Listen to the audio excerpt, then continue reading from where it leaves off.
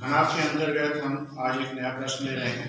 प्रश्न दिया हुआ है कि एक घनाभ है जिसकी लंबाई 10 सेंटीमीटर, चौड़ाई 10 सेंटीमीटर, ऊंचाई 5 सेंटीमीटर है। तो घनाभ के आकाशीय विकर्ण की लंबाई ज्ञात करना है। तो इस प्रश्न को पहले समझते हैं कि इसका अर्थ क्या है।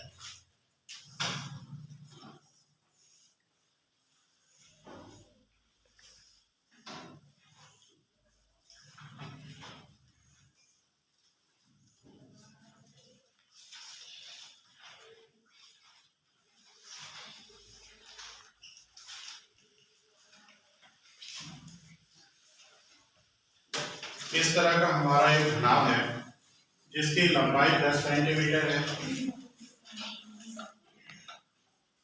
चौड़ाई 10 सेंटीमीटर है और ऊंचाई 5 सेंटीमीटर है।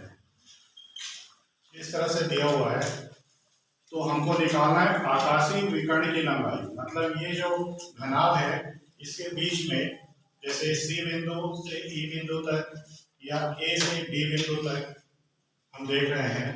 तो यहाँ पे अगर हम कोई चीज रखें तो वो क्या कहलाएगा? विकर्ण कहलाएगा।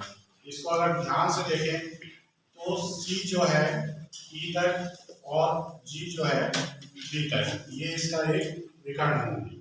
उसी तरह से एक विकर्ण ई से एच पे आएगा और एक विकर्ण एफ से डी पे आएगा।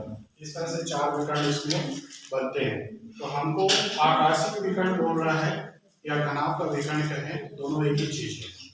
तो यहाँ पे हम निकाल रहे हैं आकाशीय विकर्ण की लंबाई।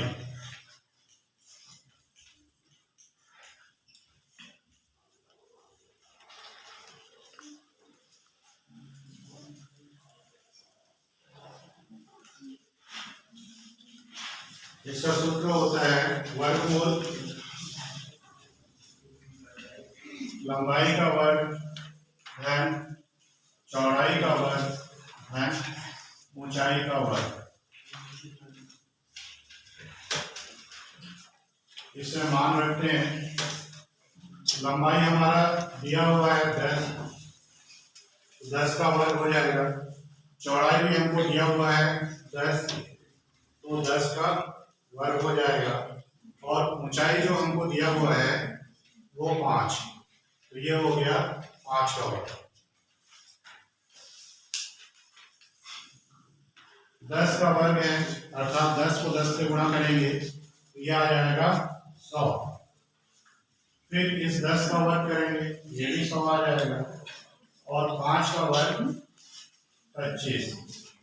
तो इस तरह से हमको जो मिला है वो वर्गमूल में 100 धन 100 धन 25, इन सबको जोड़ लेते हैं तो हमको मिलेगा वर्गमूल 225। 225 का वर्गमूल हम निकालें, इसका मान आएगा 15। सारी जो विमाएं हैं वो सेंटीमीटर में दिया हुआ है, इसलिए इसका भी जो विमा आएगा वो सेंटीमीटर आएगा। तो इस तरीके से हमने आकाशीय विकर्ण की लंबाई जो हम निकाले हैं हमको 15 सेंटीमीटर मिला। क्लियर हुआ?